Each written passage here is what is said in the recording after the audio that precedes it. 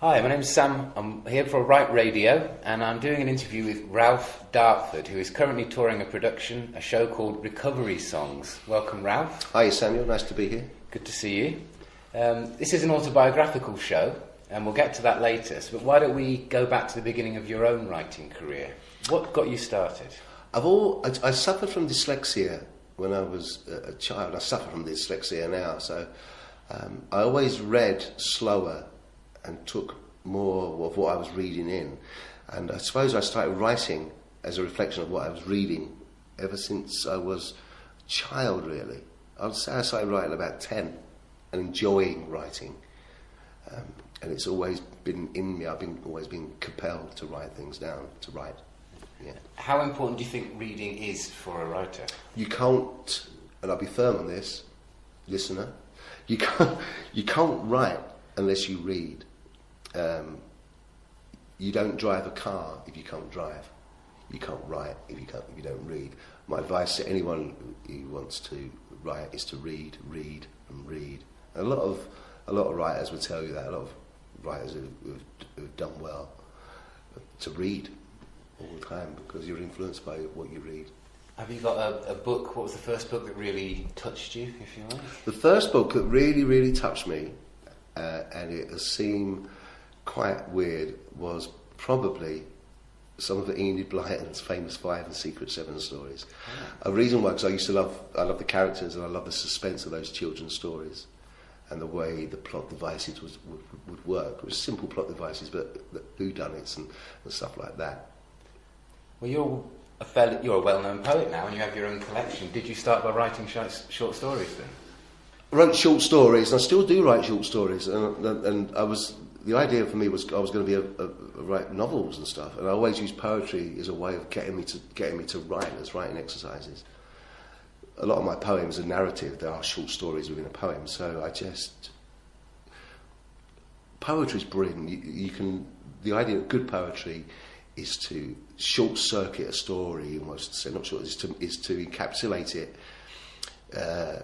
quickly and with as little description as there is, but to make the story work. And that's what poetry is to me. They're great. The poets I love, like Charles Bukowski, Billy Collins, Imtiaz Darker, they're great story writers as well as poets. Right, okay. Yeah. They can write an epic story in 24 lines. So when did you shift from stories, novels, into poetry? What were the first poets that touched you? First poets that touched me were Spike Milligan. When I was younger, I used to really like him, and John Hegley. And I remember seeing John Hegley. I was in London one day in Covent Garden. I saw him busking and doing poetry, and I thought he was the most amazing man I've ever seen. And he still influences me now, and I'm very happy I have the opportunity to work with him sometimes. In fact, you performed with him last night. Just last night we performed in Nottinghamshire, and it was great to see him. Well, that's a good connection then, isn't it? It's a good connection. Yeah, but other poets I really, really love. I love Charles Bukowski. I love Simon Armitage. There's a brilliant performance artist, an American performance artist and spoken word poet called Buddy Wakefield. He's amazing. He's really good. British poets I really like at the moment, performance poets. There are a few. There's one called Thick Richard Duffy from Manchester. People should check him out. He's brilliantly. He's very vulgar, but very funny and very honest.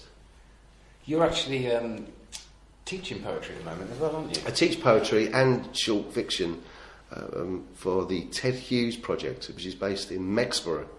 It's not too far from here, I don't think, near Rotherham. And I was teaching form. I was in sense of poetry. I was teaching the basics, like the sonnets and limericks and ballads and sestinas.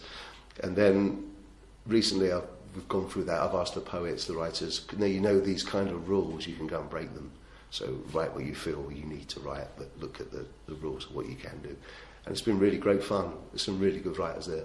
That's great advice for people who are listening to Right Radio. As we always say, please send in any of your poetry scripts and they will all be read, and if possible we will get them onto the air. What would be, might be a hard question, what would be the best advice apart from reading for an up-and-coming writer? Write what you know about. You can write anything if you have that kind of parameter of what you know about. Things that you are true to you, that you have some kind of experience of, or some kind of emotional hold of, that you understand. If you write about things you have no experience of or can't comprehend, it's difficult for that writing to be honest.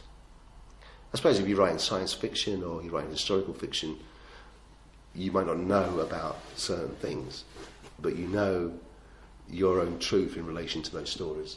Yes. Write the truth. Write the truth. So you have had a collection of poetry published. Yes. And when was that? That was about 4 years ago. It was called Cigarettes, Beer and Love, and it was published by the Ossett Observer, which is a small press, and it sold out of its 400 copies. It was more of an art book as well as a poetry book. We made it all letterpressed and hand stitched, and it was great, and it was good, and it won't come out again. I have another collection, hopefully will see the light next year, called Dirty Needle Rain, and there's a little bit of interest in that from some publishers. Not all poets feel performing their poetry live is as important as you do. When did you make the decision you wanted to get it out there for a live audience? I tell you, I've always performed my poetry and been on that performance poetry scene. About 3 years ago, I was working at the Glastonbury Festival, and I saw Kate Tempest perform, and it completely changed how I felt about performance poetry. That suddenly something was really happening, and that's when I really thought I'm going to get out there more and perform spoken word, and I'm going to run spoken word nights and teach it, and that's been really exciting. The immediacy of performing spoken word or poetry in front of an audience is fantastic. It's fantastic. It can be fantastic. Yeah. It can be a disaster when it goes wrong, but it can be fantastic. It can be fantastic. And you did it as a collective as well, didn't you, with a firm of poets? A firm of poets, and that came out of that visit to Glastonbury.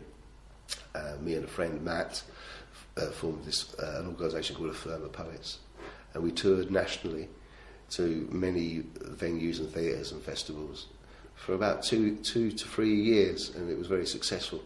But I decided in the end I wanted to concentrate on my own work, my own truth, because I thought I was developing as a writer, and I couldn't express myself, the poems or the stories I wanted to tell and write within that format of A Firm of Poets, which was basically stand-up poetry, really. Be a line of 4 chairs on stage, and we'd all take turns doing one poem each, and we'd have to try and react to the poem that had gone before. It was very exciting and very funny and very entertaining, and audiences really enjoyed it, but I started thinking of different things, deeper things I wanted to express. Yeah, I didn't get to see A Firm of Poets, but I have spoken to people who saw you, and it is remembered very fondly, isn't it? Yeah, people, yeah.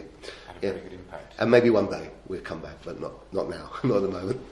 So you've got a show that's touring at the moment. I got to see you in Leeds a couple of weeks ago as part of the Headingley Literature Festival. That's right, yeah. Very, very good. Your show is called Recovery Songs, and that's going to be Manchester in March, London in May. Some festivals in the summer, some dates in Wakefield and Bradford in the autumn.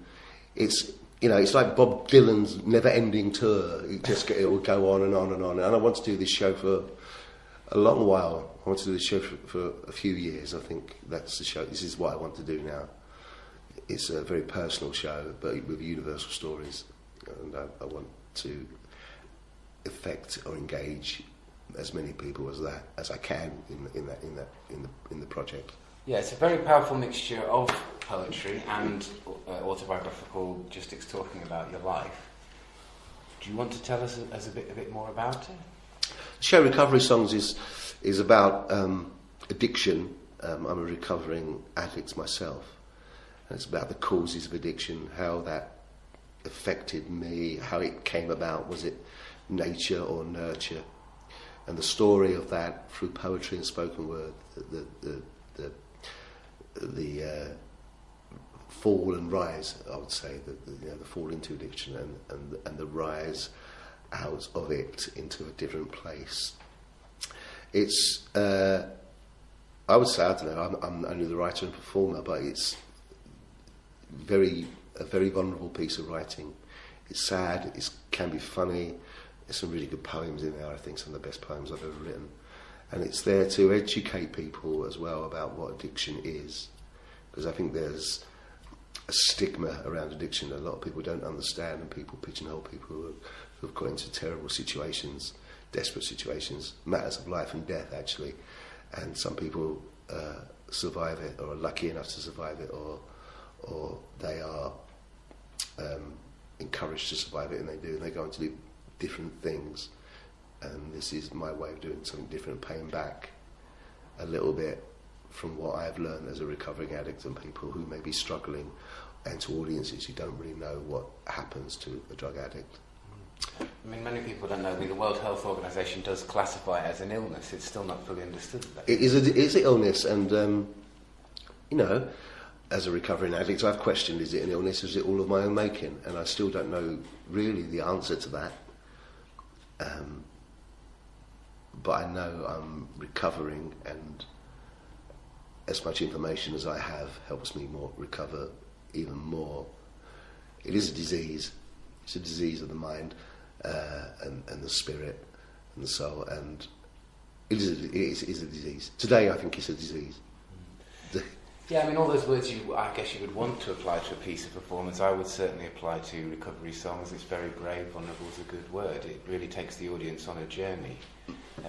But as you said, you're not just doing it for arts audiences, you're taking it into rehabs. And I'm doing it for everyone, but I am taking it, but primarily I want to take it to other people who may be in recovery. Rehab units also organisations as well that who may be looking after people who are addicts, or people who are working with addicts as well.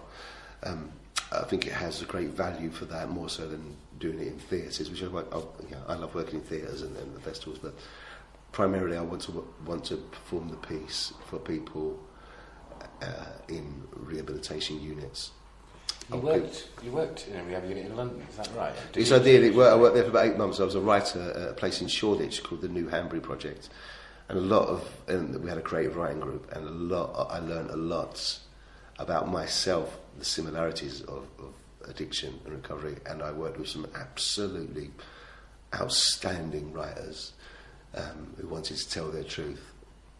As I said earlier, write about what you know, and they're just brilliant writers, and hopefully some of those writers will perform as part of the show when it gets to London. I mean, it has been said before that writing is therapeutic. Would you concur with that? It's absolutely. Sometimes it's when we're all kind of lost and a bit lonely or isolated, it can become your only friend. Without, it's very therapeutic to me. Yeah. When I'm writing some of the things in this show, recovery songs, and I would never have reached a level of self-understanding without writing it down, without understanding what I was writing. Yeah. Fantastic. You're actually doing another show. Do you actually have some dates on you that you can give? I'm doing Bad Language in Manchester on the 27th of March, but next Tuesday, which is Middlesbrough, it's probably go out after that, which is in Middlesbrough, and then I'm doing London at the brilliant, beautiful Bloomsbury Theatre on May the 10th, and you're going to be joining me. Yes, it's all very exciting. Have you got a website people can go to where we can link up and get this? I've got a Twitter handle, which is a Twitter address, which is recovery_songs. There's a Facebook page, Recovery Songs. There's not a website, because I think social media is the thing that's going to drive this show, and a big website would be. I just didn't want to do that. Really, I wanted immediate kind of engagement with people, and dialogue with people. Well, I certainly urge people to come and see it, and you will get the chance. And thank you for taking some time to speak to Right Radio, Ralph. Pleasure, Samuel.